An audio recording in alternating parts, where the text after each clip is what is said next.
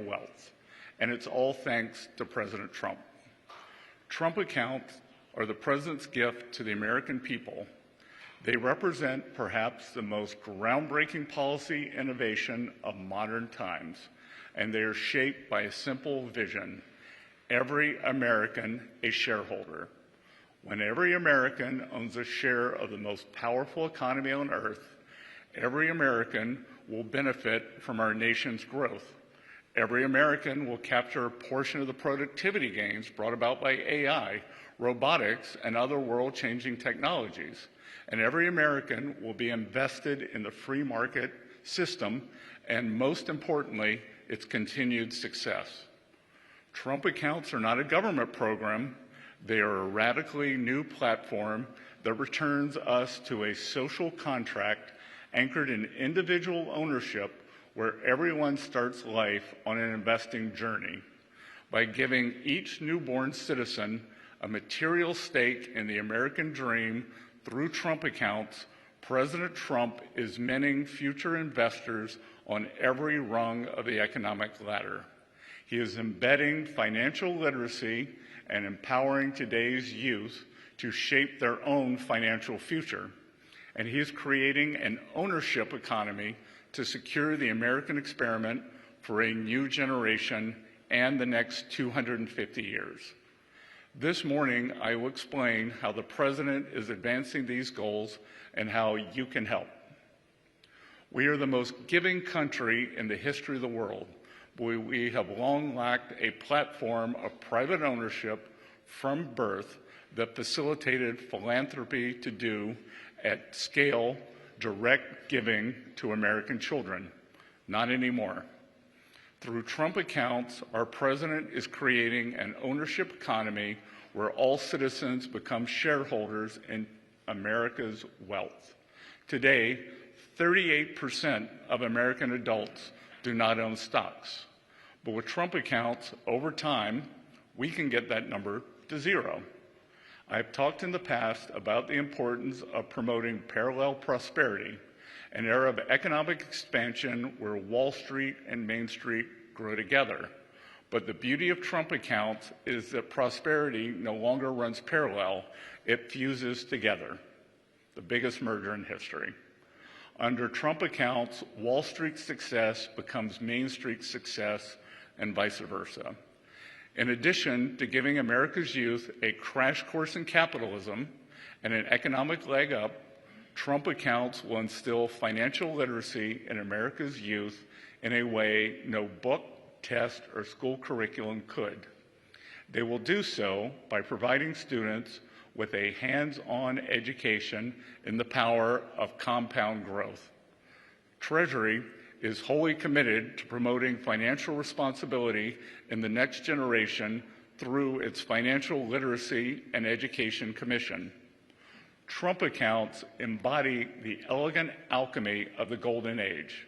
They turn compound growth into American greatness, and they share that greatness evenly across every cohort of newborn citizens. There are 4 ways Trump accounts will be funded. First, through an initial $1,000 seed from the government. Second, through the donations of parents, friends, and employers. Third, through the generous donations of wealthy Americans and philanthropic organizations. And fourth, through donations from state governments. Let's start with the government seed. Thanks to President Trump, eligible children born between January 1, 2025 and December 31, 2028 will receive a $1,000 contribution from the Treasury Department that will immediately be invested in an index fund. To claim this investment, most families need merely check a box on Form 4547, the most aptly named tax document of all time. The compound growth from Treasury's initial seed funding alone stands to make young Americans wealthy. The S&P has grown at a rate of 10.5% each year on average since the 1950s. Assuming that growth rate continues, a single $1,000 deposit into a Trump account at birth will grow to over $600,000 by the age of retirement. Our president is putting the American dream within reach of every citizen, no matter the circumstances of birth. When young Americans turn 28, they can use their Trump accounts to keep saving for their retirement, or they can use them to purchase a home or further their education, two hallmarks of the American dream. Trump accounts will benefit from the compound growth of Treasury's initial seed funding, but they can also benefit from outside donations. Starting on July 4th, our nation's 250th anniversary, parents, family members, employers, and friends will be able to contribute up to $5,000 to each Trump account each year. By contributing the maximum amount each year, the Council of Economic Advisors estimates that a child's Trump account would be worth more than $1 million by the time they turn 28. We foresee a day when employers offer matching contributions to Trump accounts in the same way they offer matching contributions to retirement accounts. And we foresee a day when parents contribute to their children's Trump accounts in the same way they would contribute to their 529 account. Keep in mind that parents can create Trump accounts for any child under 18, not just those born between 2025 and 28. The third way of funding Trump accounts is through the generous donation of philanthropists and charitable organizations. Susan and Michael Dell have led the way by pledging to donate $6.25 billion of their own money to help fund Trump accounts for 25 million children under the age of 10. To put this number in perspective, the Dells made the single largest private commitment to U.S. children in our nation's history. Their donation provides an additional $250 in funding to Trump accounts for children across the country. The Dells' donation was the starting sound in a national race to top out Trump accounts for the next generation. And this morning, I'm delighted to announce the first entrance into that race, world-renowned investor Ray Dalio. Ray has joined what we are calling the 50-State Challenge. The 50-State Challenge is a special initiative Treasury is launching today to rally the nation's philanthropists around a common cause. Through the 50-State Challenge, we are inviting every philanthropist in every state across the country to partner with us in building generational wealth for America's children through Trump accounts. Ray is representing Connecticut in the 50-State Challenge. Today, he will announce a generous contribution to boost funding for Trump accounts for kids across Connecticut. Ray has made the first move, but we welcome other donors and foundations in Connecticut and across the country to join him in the 50-State Challenge. The President is calling on our nation's business leaders and philanthropic organizations to help us make America great again by securing the financial future of America's children. Given the amazing level of interest and the generous donations we've seen so far, I am confident we will see many more donations, contributions pouring in. The fourth way of funding Trump accounts is through state governments. The administration has been working closely with a number of governors to determine the best way states can work with the federal government to expand access to Trump accounts to as many children as possible. Thus far, 20 states are considering topping up the accounts. State involvement can take many different forms. States can, for example, tie top-ups of Trump accounts to completion of financial literacy courses, or they can contribute directly to Trump accounts at birth. States are the laboratories of our democracy, and their experiments with Trump accounts will surface the best methods for funding over time. Trump accounts will not only restore the American dream for the next generation, they will make it more accessible than ever before. Together, we can usher in the President's golden age by building the most affordable, prosperous, and opportunity-rich America in our nation's history. I look forward to working with all of you to secure American prosperity through Trump accounts. Thank you.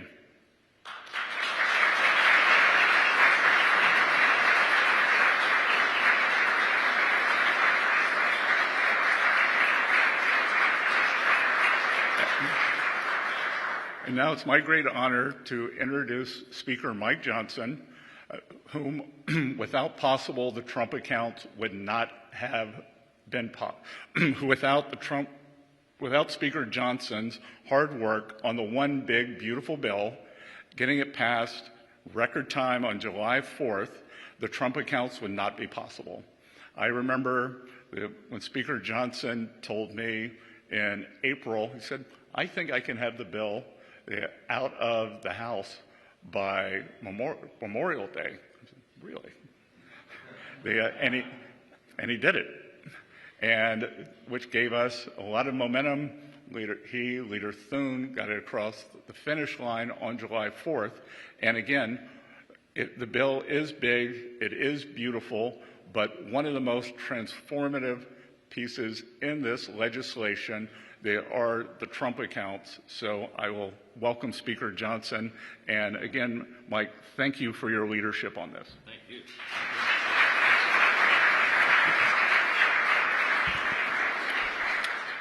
What an exciting day this is. It's so great to see you all here at Treasury with our extraordinary Secretary, Scott Bessent, is a godsend to America. Can I get a round of applause for our Treasury Secretary? Yes.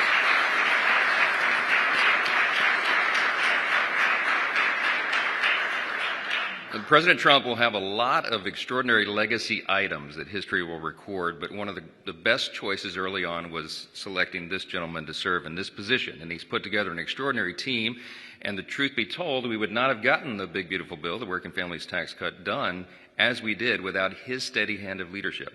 Anyone who had a question, I drug him over here to Treasury and made him sit through a little class with the Treasury Secretary, and he helped get them to yes. So that's something history will record as well. We are so excited about this because America needs this. It's an idea that is long overdue. People have been struggling. You know, we inherited when President Trump came in and this Republican Congress took over in January with the new administration, we inherited a real mess. We had 4 years of Bidenomics, and we all know what that did to people's pocketbooks, to their outlook on the economy, and to their real experience in having to suffer through record high levels of inflation, lower wages, and less opportunity. So when we took the reins of power, we were determined to fix all of that. We had to fix virtually every area of public policy, and we got to work on it. And the result was that big, beautiful bill, aptly named by the president, also known as the Working Families Tax Cut, because that's what we achieved. We got real economic relief on the way for the American people. Largest tax cut in U.S. history. Largest savings of taxpayers' dollars at the same time, by the way. No tax on tips, no tax on overtime, real relief for seniors on Social Security, all the other big benefits in the bill. But among all those features, one that I think will have a lasting effect, a truly lasting effect on the economy and the financial stability of individuals in our country at large, is the Trump account. And what we're here to explain, and what the Secretary just laid out, is an extraordinary transformational policy. It is truly going to change the lives of every American. And we wrote the big, beautiful bill. It was geared for lower and middle class earners to give relief to hardworking families. And this is one of the primary drivers of that. Now, I'm not going to give you a long speech. I could, because I'm really excited about this and what it's going to do for our families, for the economy. But one thing I really like, I think it's almost poetic, is that the implementation date happens to fall on July 5th of next year, right after our nation's 250th birthday. As the Secretary noted, the greatest nation in the history of the world, the most benevolent nation in the history of the world, the most successful, most free, most powerful. And there's a reason for that. I'll just leave you with that thought. America is built on these foundational principles. And among them is the idea of the free market, of individual financial stewardship and responsibility, the idea of capitalism, that everybody gets a shot. If you work hard and you play by the rules and you do your best, you can get to the next rung on that economic ladder. And now with this, there's a bit of a turbo boost to that idea. And while we've always believed in private property ownership private ownership. As the Secretary noted, now there is a platform, a new platform for private ownership. What an extraordinary concept, and what a big thing to celebrate as we celebrate our nation's supercentennial, as the President calls it, next year. The idea that these principles and these foundational premises that make our great nation will flourish in a whole new way. So we're so excited to be a small part of that. We're so excited for the exceptional leadership, for the vision of President Trump to do this. I can't wait to tell everybody about Form 4547. If we could only put an exclamation point at the end of the form number, that would be even perfect. This is big stuff for a big, incredible country. So grateful to be a small part of it. Thank you all so much for being here. God bless.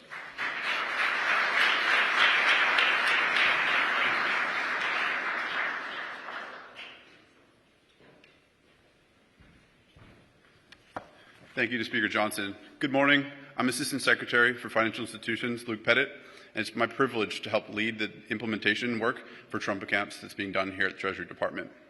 In August of this year, President Trump announced a national initiative, America by Design, to improve experiences for Americans, especially involving websites where Americans interface with the United States government. In doing this, the President established the National Design Studio and appointed a Chief Design Officer. We're privileged to have our Chief Design Officer, Joe Gebbia, here with us today, who's also the co-founder of a great American company, Airbnb. It's also our honor to welcome Senator Katie Britt of Alabama. Senator Britt has long been a champion of our nation's youth and was a critical partner in ensuring that Trump accounts made it into the working family tax cuts earlier this year. Please welcome me in joining Joe and Senator Britt.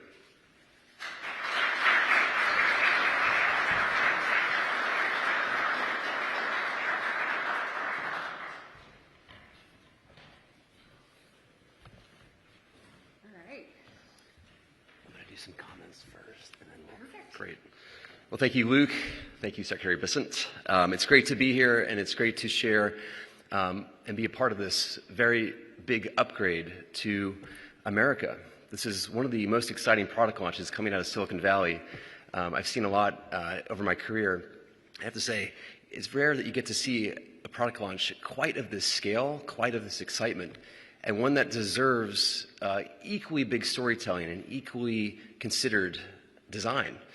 As Luke mentioned, the President signed an executive order this summer to stand up the National Design Studio with his initiative called America by Design to improve the way we communicate in America, to improve the way the government presents itself. No more do government websites need to be mediocre.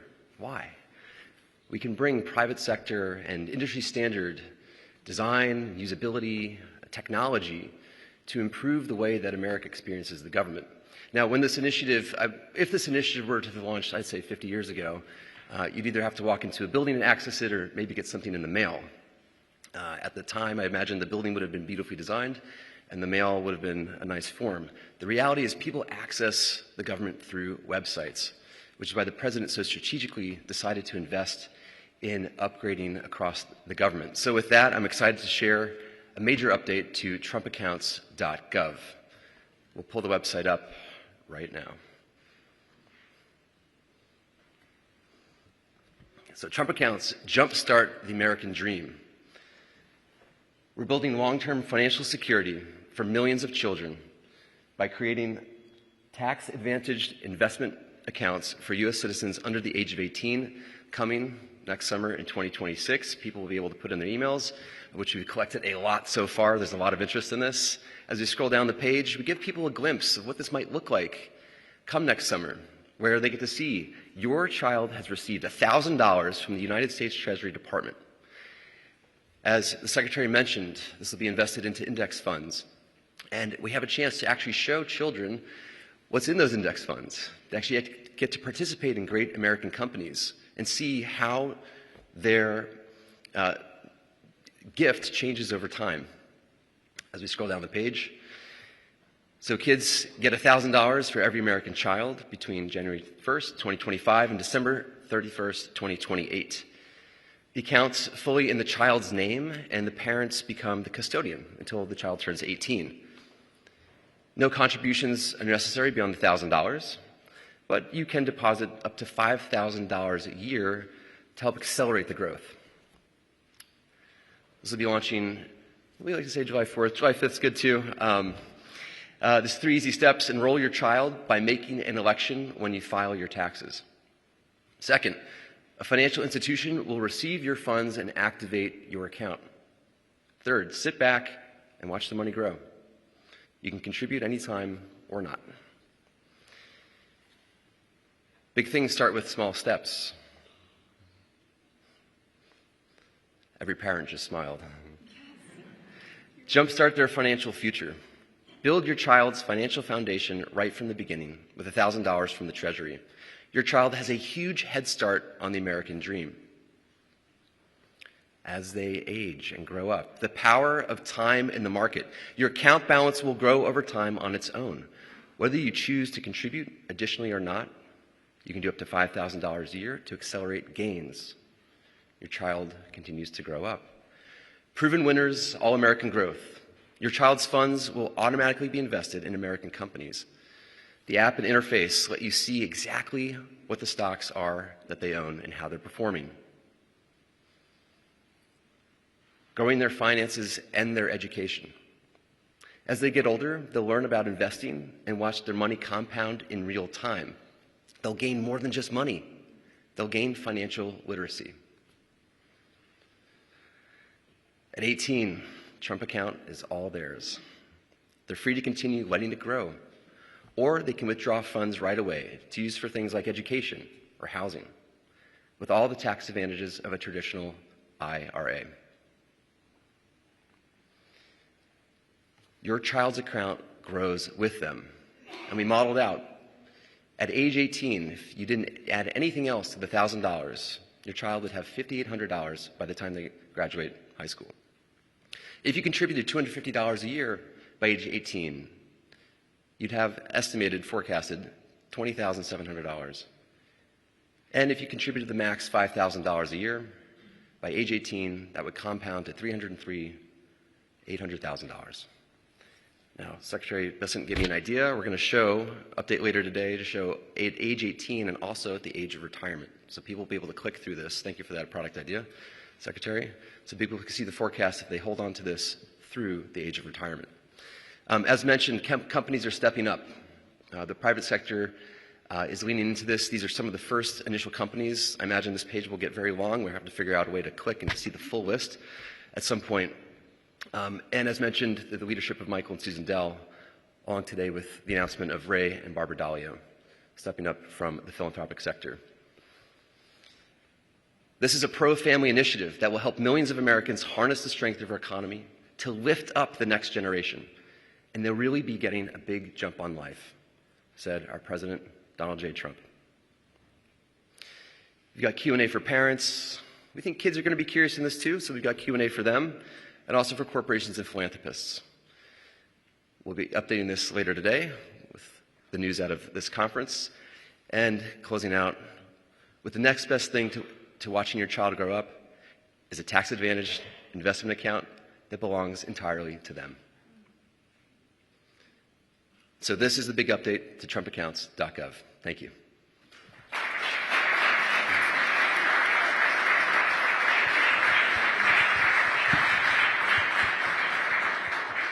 Absolutely incredible. Thank you, Senator. It's great to be with you today. It's great to be with you, and thank you for all that you're doing. Likewise, likewise. I want to start a question for you because you were an instrumental part of the passage of the One Big Beautiful Bill. Can you talk about why Trump accounts were so important to you to get into that bill? Yeah, look, this is transformational. You think about being a young parent, right? And so many of us remember being in the hospital and having this beautiful baby that you're like, you're going to send this child home with me in about 24 hours. And you start to think of all that you want to provide for your child. And the immediate things you think about are what's right in front of you, diapers and the right car seat for safety and how are you going to make all of this work? But ultimately what you want for your child, for every child, is a chance at the American dream. And look, after the last 4 years of the previous administration, I think all of us, it felt heavy, with inflation and just the cost of life in general. Many people felt like that dream was out of reach. And the incredible thing about the working families tax cut is that President Trump said, no, we're going to make good on the promises we made to the American people. We are going to see these parents and help them provide that opportunity. And we want the next generation to be better off as a result of our leadership.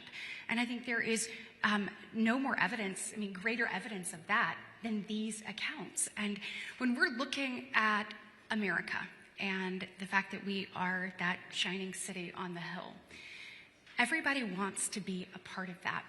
And we know that about 60% of Americans are invested in markets, but we know 40% are not.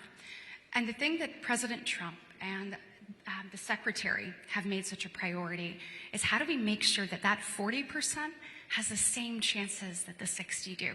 How do we close the gap between the have and the have-nots? How do we create a pathway for these kids, maybe in an underserved community or have not previously had access, to have the ability to achieve that American dream? And that's what this does. And we are going to look back on this moment and see that it not only changed our nation and how we work together, from government to companies to philanthropists, but it is truly going to change lives. And when we see these stories unfold, even in a few years for kids that are under 18, but ultimately these children that are born during President Trump's administration and have this seed money of $1,000 and what it does for them, whether it's home ownership or education or other opportunities, it is going to be remarkable, and it's going to be the envy of the world. What do you think the impact will be at age 18 for a child who's born during this administration 18 years from now? Like, what do you imagine the impact might be? Oh, tremendous.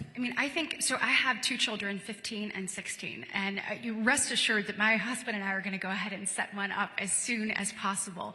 And you think about just the growth that can occur at 18 or 28 or what could ultimately happen. But you think about a child that is born right now that is going to allow this to grow. And I believe that what we've seen from the Dells and what we have seen from companies already stepped up, that is just the beginning. President Trump and the Secretary have an opportunity to just inspire in a way that we've not seen any other leader be able to do. So I believe that will be compounded tremendously. And I think ultimately, you've seen the American dream slip away. Like, one example is home ownership, and you heard the Secretary talk about that earlier.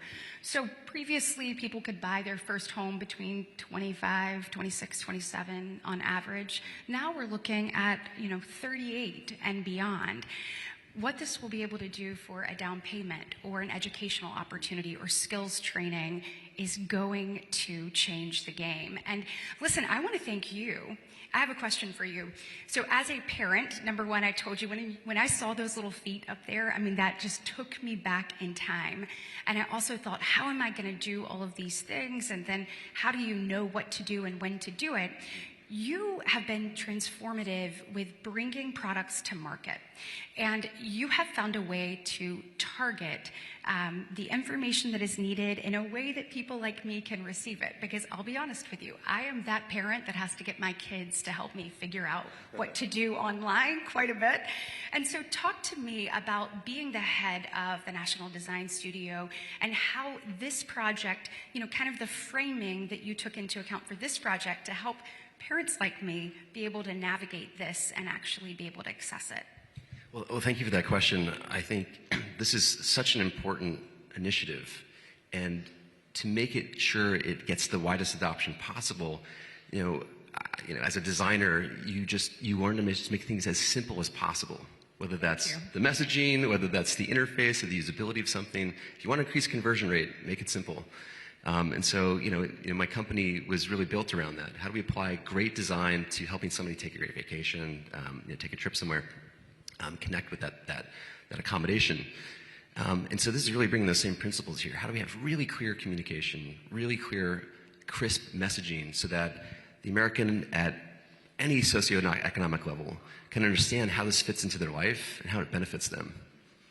Yeah, and I would imagine that, as a new mom or dad in the hospital, or, bringing your child home, that we're going to find ways to make sure that this is front and center, that they are educated about this and can explore and also know 45, 47, what to check when they're doing their taxes as well. And I'm sure that just making it easy to navigate has been a top priority of yours. That's right. I think, and this is really, as a consumer of government products, as an American, there's so much more we could be doing to tell the story about the great efforts of the government, of the administration, of these kinds of initiatives to really resonate and connect with American people. And so this is really the mandate from the president to the National Design Studio. Well, and I think that's what makes this administration so different, is we know that you are the expert in how to deliver that. We've seen the success of that, and now we're allowing your talents and vision to be executed in a way that everyday Americans, that moms and dads out there that are thinking about the future of their child are able to take advantage of it. So thank you for what you're doing on this. I think back to a time when my grandfather in the early 90s gave us a stock at Christmas. And so here we were, and my grandfather is a small business owner. He had a hardware store that was my great-grandfather's that had been passed down, and he and my father were building a boat dealership together. And so as a small business owner in a more rural part of the state, in a small town, you kind of sort of think that markets are out of reach for you. When we opened that up, every grandchild, and we finally had ownership in something that was bigger than ourselves, and we would watch it every single year. When we're thinking about these accounts, Joe, this is about access, this is about education, and this is about opportunity. And with one delivery of this, you give a child all of those things. I know for me, it created an interest in that in a way that I would not have had otherwise. It also a pride of ownership. And so you think about parents all across the country that are going to be looking at these accounts and thinking, what can my child do with this? How is this going to help them achieve? And then the educational process that comes with that access and the ultimate opportunity is going to change lives forever. That's right. I mean, as a policymaker, you've been at the tip of the spear on these issues, whether it's about being part of the pro-family party. Can you speak more about those initiatives or other things that you're involved in? Yeah, look, there is no doubt that under President Trump's leadership, the Republican Party has become the party of families. We have become the party of parents. We've become the party of hard-working Americans. And so to get to be a part of delivering on that has really been incredible. The Working Families Tax Cuts, as mentioned by the speaker, have so many things in here for hardworking Americans and people, allowing them to keep more of their hard-earned dollars, making sure that dollar goes further, and creating opportunity like we're talking about today. One of the other things that I was proud to lead the effort in the Working Families Tax Cut was actually addressing the affordability and accessibility of childcare. So it doesn't matter if you're talking to our largest manufacturers or our smallest business on a main street in a community in Alabama. They tell you being able to recruit and retain a workforce is one of the things that they deal with, and one of the issues that they have with that is affordability and accessibility of childcare. We know that there are a lot of people that want to re-engage in the workforce, and if you want to do that, I want you to have that opportunity to help us as we build back America. And we want to make sure that impediment, we want people to be able to have more children and do more things, that an impediment of affordability or accessibility, that we help knock that down. And so in this, the tax code was actually updated for the first time since 1986 when it came to decap. So when Ronald Reagan was the president. So it went from $5,000 to $7,500 that parents will be able to have there. And then we updated the CDCTC for the first time since 2001. So an additional $900 for people who utilize that. All of this is real money for parents who are trying to create this pathway for their children. And then we also created an additional 45F, an additional dollars there, moved that to $500,000, really creating an opportunity for businesses to be a part of this solution. We know that just like in line with the Trump accounts, it's going to take everybody doing everything. So whether that's a voucher program or an on-site facility, and then also small businesses for the first time can take part in that as well. So this is transformative because we've heard people talk about affordability of childcare for years. President Trump at this administration and the Republican Senate and House actually did something about it. So we're excited for people to actually get to make use of that as well. A lot of good things coming. Well, thank you so much for all you're doing. Ladies and gentlemen, Senator Britt.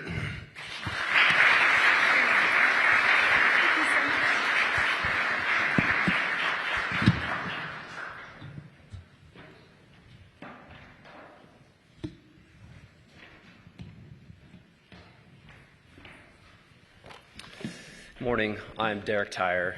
I joined the Treasury Department in January on the Secretary's team, and now I'm performing the duties of Deputy Secretary. I was privileged last year to work for Speaker Johnson, so it's a special moment for me to be in the room with the Speaker, with the Secretary. These are our two leaders fit for the time. These are the best possible people for these roles. And the first 6 months of the year that we spent working on the one big beautiful bill, getting that in place by July, and getting these important tax cuts for families was experience of a lifetime. Thank you to Senator Britt for being here and for your leadership on pro-growth and pro-family tax policy. We also want to mention the absence of Caroline Leavitt, the President's dynamic press secretary, who is traveling with the President, but we are in full partnership with the White House on Trump accounts. Successful implementation of Trump accounts is driven by close coordination between Treasury and the IRS. Even before these historic tax cuts were signed, we established working groups across Treasury and IRS to develop guidance and to work on implementation, systems upgrades, so these provisions would be effective as soon as possible in 2026. To guide that process and ensure a successful filing season next year, Secretary Bessent, in his capacity, he has many jobs, in his capacity as acting IRS commissioner, he called on SSA Administrator Frank Bisignano to assist. Frank is the first ever CEO of the Internal Revenue Service, and I've been fortunate to have the chance to work with him in recent months. His extensive experience leading large organizations, managing the upgrade and modernization of complex financial systems, these are an invaluable asset to the IRS and to the American taxpayer. With Secretary Bessent and Frank Bisignano at the helm, we truly have world-class leadership that our tax admin system has so desperately needed. Concurrent with major IRS upgrades and IT modernization, Treasury and IRS will deliver a successful filing season and Trump account rollout during 2026. So it's my honor to welcome Frank Bisignano, CEO of the IRS.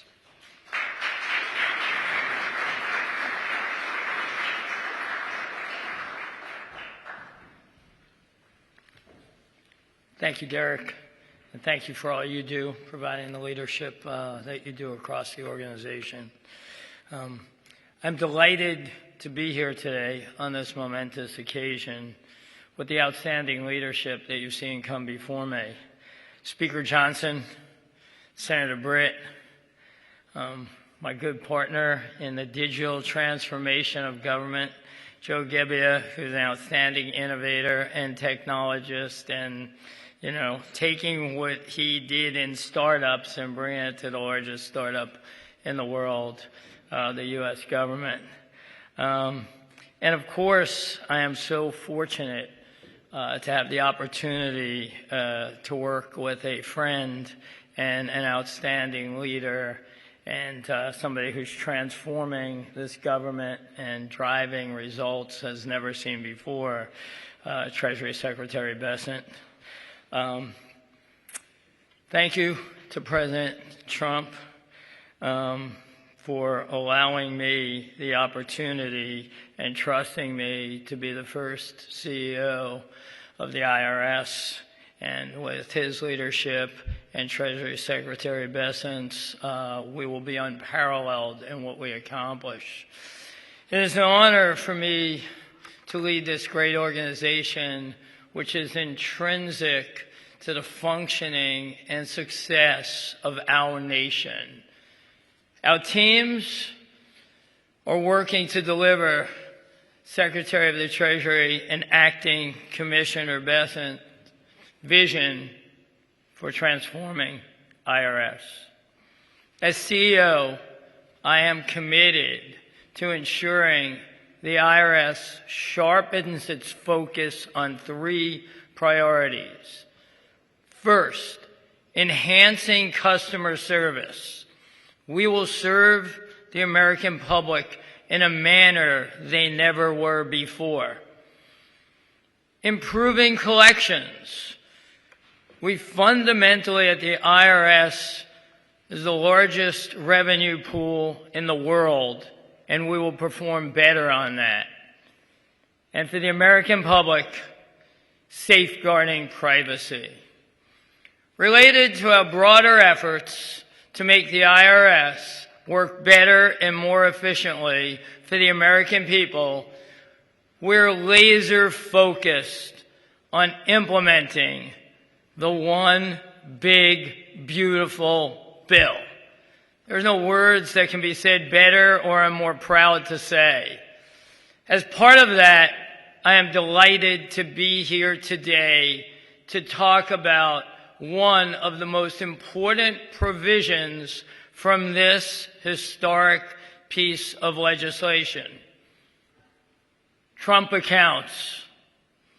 As you have heard from others, this is going to be one of the most impactful policy endeavors of this administration. And it is truly an honor to work at the direction of President Trump on this initiative. The best way for me to describe the goal of Trump accounts is to use the President's own words. This is a pro-family initiative that will help millions of Americans harness the strength of our economy to lift up the next generation and generations to follow. Trump accounts are going to unlock the American dream and President Trump's golden age economy for an entire generation. I am proud to say the IRS, in coordination with Treasury, has been hard at work developing the guidance needed to ensure that eligible families can take advantage of Trump accounts. Earlier this month, we issued a notice providing some initial information, and we are still drafting regulations that will give more detailed guidance to families soon. We also have been developing the greatest form in IRS history, 4547. Mark that down. The form people will need to use when they open a Trump account for an eligible child. A draft of that form is available on IRS.gov. We're focused on making it as easy as possible for those who are eligible to open an account or contribute. The rollout of the official Trump account website today. Great job, Joe, in doing all you've done. With fulsome FAQs will help streamline this process. You will hear more about TrumpAccounts.gov in just a few moments. Please expect additional information and guidance from the Treasury Department and IRS between now and January 5th, 2026, when Trump accounts officially launch. So once again, I want to thank Treasury leadership for the opportunity to be here today. As IRS CEO, I will remain committed to ensuring the success of Trump accounts, and I am grateful to be involved with such an important program for the benefit of working families throughout America. It's my pleasure now to turn it over to the fabulous Treasury Secretary and outstanding leader, Scott Bessent. Thank you.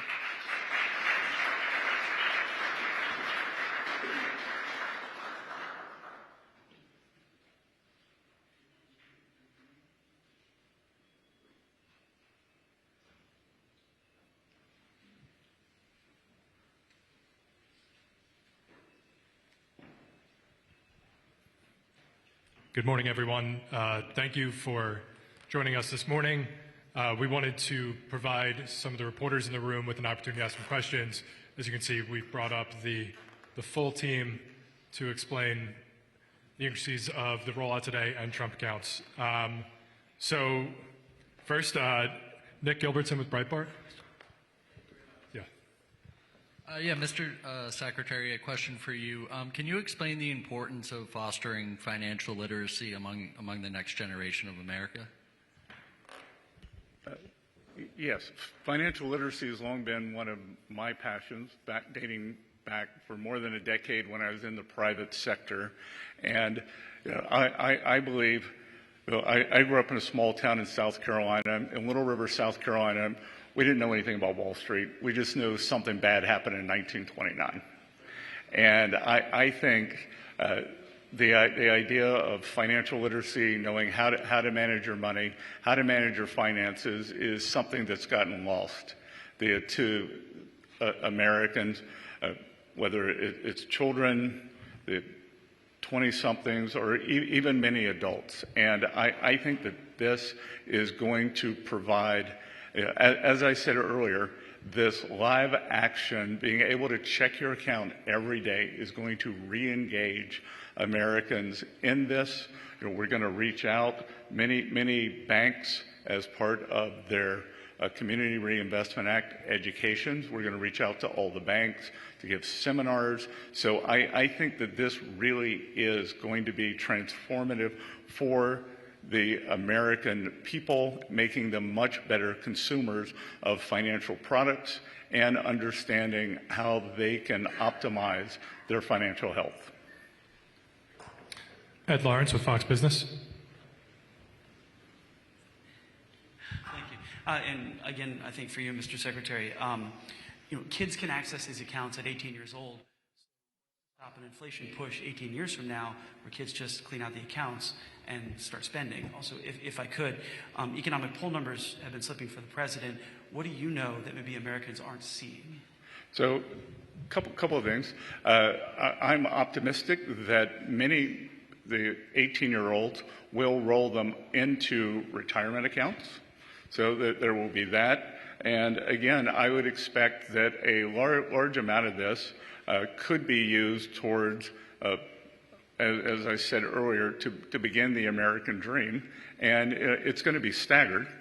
So it's going to be staggered, and it will be for a home purchase, for an auto purchase, for education. I don't think educational inflation can go any higher. I am very optimistic about 2026. As wearing my other hat as the acting IRS commissioner, I could see what has happened with President meeting his campaign promises and no tax on tips, overtime, Social Security, deductibility of American-made autos.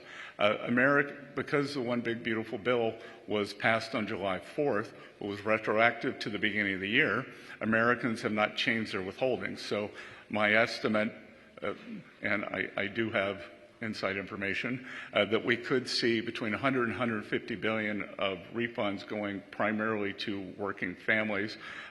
Those families, those individuals will change their withholdings, so they'll actually get a bump up in their take-home pay. So we'll see both. We'll see substantial refunds, bumps up in the take-home pay. We've seen 15% CapEx growth this year. Historically, CapEx growth translates into job growth. And I think as I said, I think 2 days ago, we have spent 2025 setting the table, and now it's time for the banquet. Eleanor Mueller, Semaphore. Mr. Secretary, thank you for having this event. There's been a lot of debate on the Hill this week over whether or not another reconciliation package is feasible for the Republican Party. Do you see a path forward this Congress? And if so, what would you prioritize for its inclusion? Yeah, I think we're going to stick to the accounts today. Okay. James Blady, Financial Times. Thank you, Mr. Secretary. The president in late November said that he knew who his pick was for Fed chair, but since he has continued to interview other candidates, there has been some concern in financial markets and among investors about the credibility of Kevin Hassett, the front runner to do the job. Do you share those concerns, and is the president worried about that as well? We're trying to keep this on Trump accounts. I think any concern on Director Hassett is absurd. He is an eminently qualified PhD economist with views of his own, and he, along with the others, would make a very good Fed chair. And maybe he was referring to maybe I was his pick, but I was unavailable. Eamon Javers with CNBC. Thank you, Mr. Secretary. On the Trump accounts, real quick, you mentioned Ray Dalio's contribution here. Do you have an estimated dollar amount for what that will amount to? We don't yet. My guess, Ray and Barbara Dalio's, I think it'll be about $100 million for the state of Connecticut is my guess, but I haven't seen the exact numbers. And on tariffs, if I could, obviously some of your key tariffs this year are being challenged at the Supreme Court. Is the Treasury Department prepared to commit to American companies that have paid those tariffs this year that they will get refunds if Treasury loses at court? Well, first of all, Eamon, it won't be Treasury losing, it will be the American people losing. And this is a national security issue, and I think we're going to wait and see. My guess is the Supreme Court ruling, whichever way it goes, will be extremely nuanced. And Christian Daytalk. Thank you, everyone, for doing this event. Christian Daytalk with the Washington Examiner. Just for your record, Mr. Secretary, Ray Dalio tweeted he will be contributing around $75 million. Going to go pumping for more money? Is that too low? I read Bridgewater's having a good year, so. And then on the accounts themselves, is the administration considering a push from Democratic lawmakers to expand the federal contribution specifically for families who won't be able to maximize their own annual contributions? Well, I find it rich that Democratic lawmakers who had the trifecta never did this. So why don't they let us get them up and running? We got 4 years, and then we'll see where it goes. Thank you. Well, thank you everyone for joining us here today. We really appreciate everyone hanging out, and thank you for all of our speakers. Have a nice day.